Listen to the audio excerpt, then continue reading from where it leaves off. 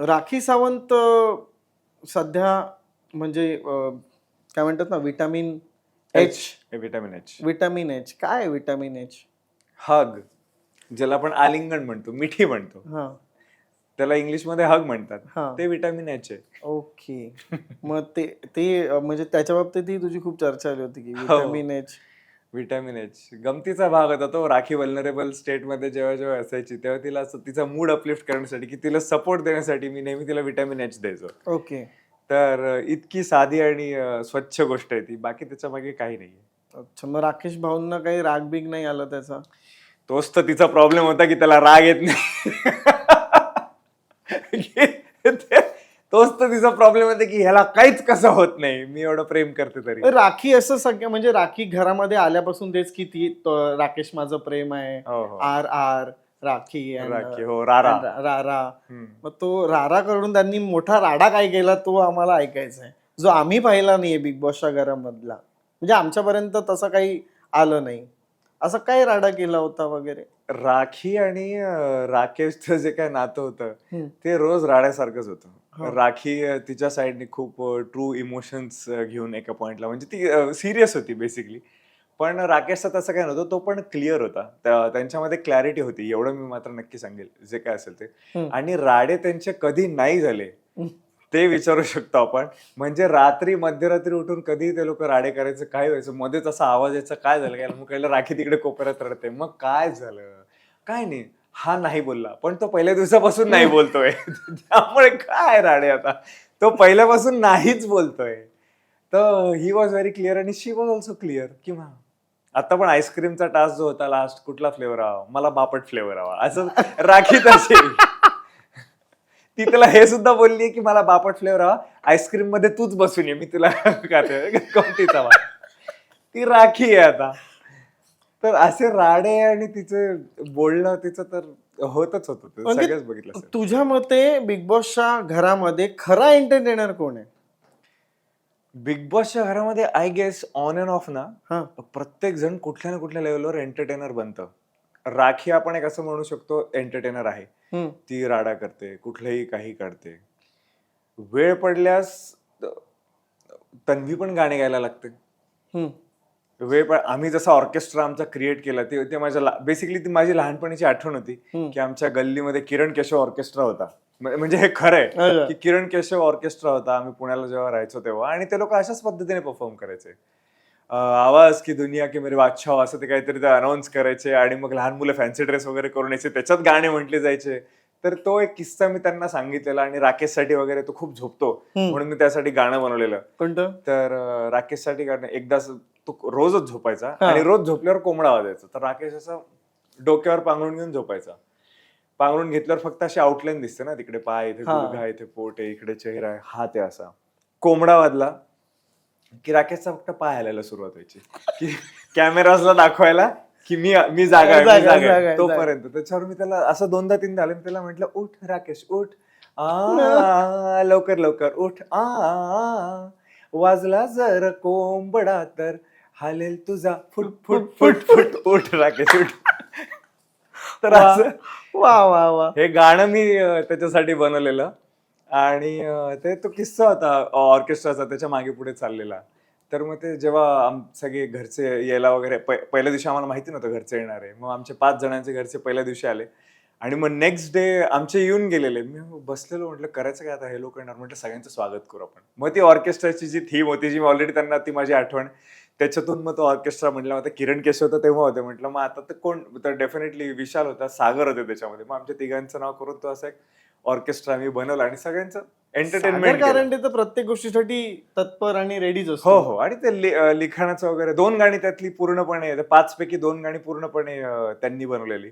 तन्वीसाठीचं जे गाणं होतं, तिच्या आजीसाठी, तिच्यासाठी ऍक्च्युअली 2 गाणी बनवले मी, कारण कोण येणार माहिती नव्हतं, आई की आजी तिची.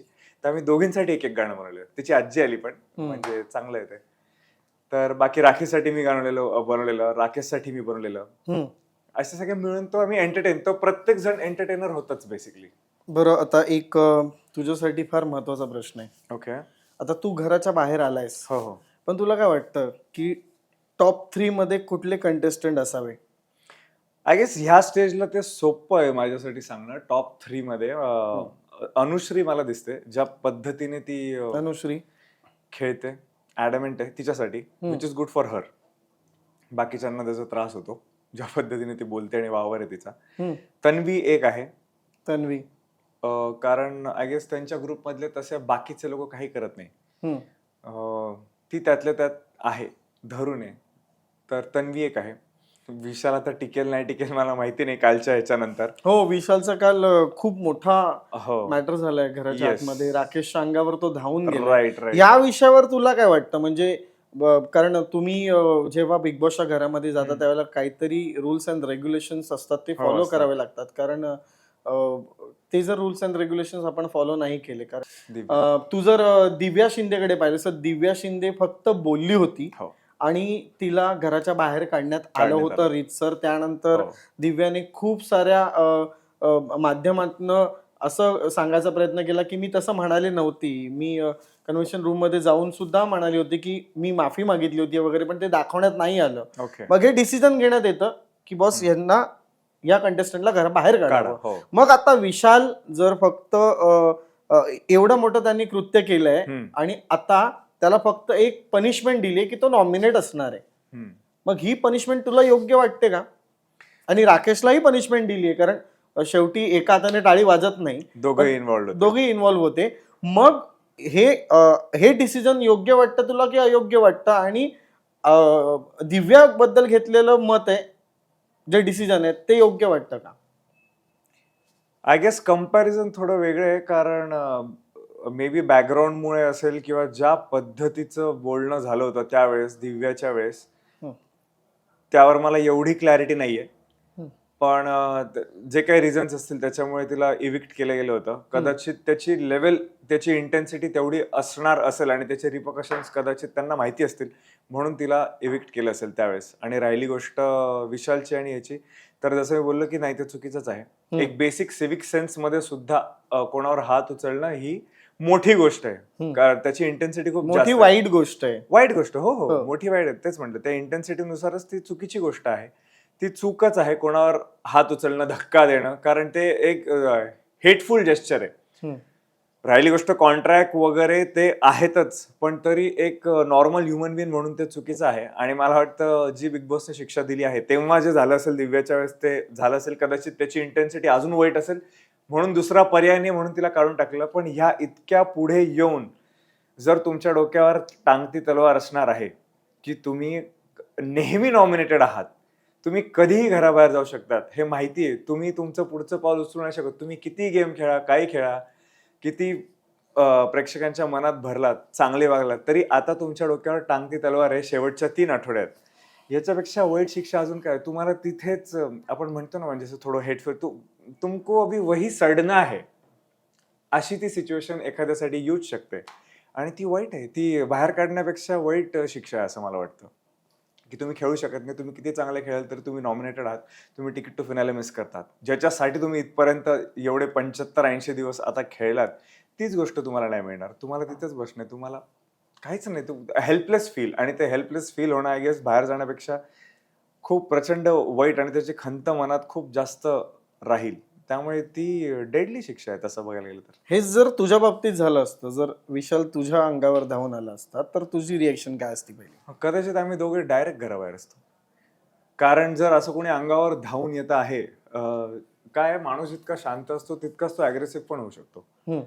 गरजेचं नाही आपण तिकडे खेळ खेळायला गेलो आणि जर कोणीतरी खेळ सोडून खेळाच्या बाहेर जाऊन अटॅक करतंय, फिजिकली असो, वर्बली असो, काही असो, त्यावेळेत खेळ खेळत कोणी नाही बसत. मी पण नसतो बसलो कदाचित. जर कोणी इतकी पर्सनल गोष्ट माझी काढते ज्याची गरज नाहीये, तर मग हातापाय झाली असती तर मग कदाचित इतकी छोटी नसती झाली. कारण विशालची स्ट्रेंथ मला माहिती आहे, मी त्याच्या बरोबर खेळलेलो आहे. दोन्ही साईडने तसेच हातापाय झाले. पण विशालने तुझ्या मागून सुद्धा बॅक बिचिंग केलेली आहे. हो हो. मग त्यावर काय म्हणणं तुझं? की म्हणजे तुझ्या मते जर तुला आता डिसिजन द्यायला सांगितलं की विशाल घरात हवा की नको, तर तुझं काय डिसिजन असेल? ह्या एका इन्सिडेंट वरून जर विचाराल तर आय गेस हा एक इन्सिडेंट आहे आणि तुझ्याबद्दलचा अनुभव आहे, आणि एक प्रामाणिक प्लेअर असतो ना, एक प्रामाणिक प्लेअर, बरोबर, तर तो प्रामाणिक प्लेअर वाटतो का विशाल तुला एवढं हे डिसिजन? कारण विशालला आम्ही अनेक आठवडे बघतोय, विशाल एका मोमेंट नंतर फार अग्रेसिव्ह होतो, हो. फार जोरात ओरडायला लागतो, मग त्याचा घसा बसतो आणि मग तो तो मी ओरडतो कुठे, पण तू ओरडतोस आणि मग तुझा घसा बसतो. कारण तो अग्रेसिव्ह होतो हे मान्य करावंच लागेल आपल्याला, पण आता हे त्याच्या पलीकडे गेलेलं आहे. बरोबर. मग जर इतर कंटेस्टंट्सला ते रूल्स लागू होतात तर विशालसाठी सुद्धा लागू व्हायला पाहिजेत का? हो, प्रत्येकासाठी रूल्स तर तेच आहेत ना. मग Same आहेत. विशालला घराच्या बाहेर आता जायला हवं का काढलं पाहिजे का? I त्याला guess नुसती शिक्षा देऊन एक त्याला असा एक कंटेस्टंट आहे त्याला सबस्टिट्यूट ठेवूया अशा पद्धतीने ठेवलं वाटतं का तुला? आय गेस तेच बोललो ना मी, की घराबाहेर काढल्यासारखंच आहे ते. पण त्याची शिक्षेची जी इंटेन्सिटी आहे ती उलट वाढलेली आहे. घराबाहेर डेफिनेटली काढूच शकतात बिग बॉस, आणि काढलं तर तिथे विषय संपेल.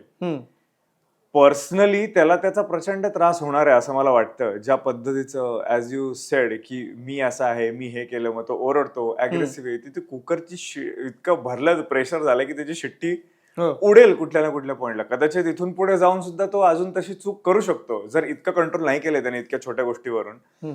पुढे जाऊन जेव्हा आपण हेल्पलेस आहोत हे जर एखाद्याला कळलं, तो कदाचित अजून एखादं मोठं कृत्य करेल आणि तो मग डायरेक्ट घराच्या बाहेर जाईल. कारण आता पण तो मग घराबाहेर गेल्यासारखाच आहे ना. घरात राहून पण त्याला काहीच करता येणार नाहीये. It's like being a furniture. तर ती त्याची शिक्षा आहे. कदाचित बिग बॉसने असं केलं असणार आहे. ही त्याला फर्निचर बनवून ठेवलं. इतका स्ट्रॉंग प्लेअर पण करू काहीच नाही शकत.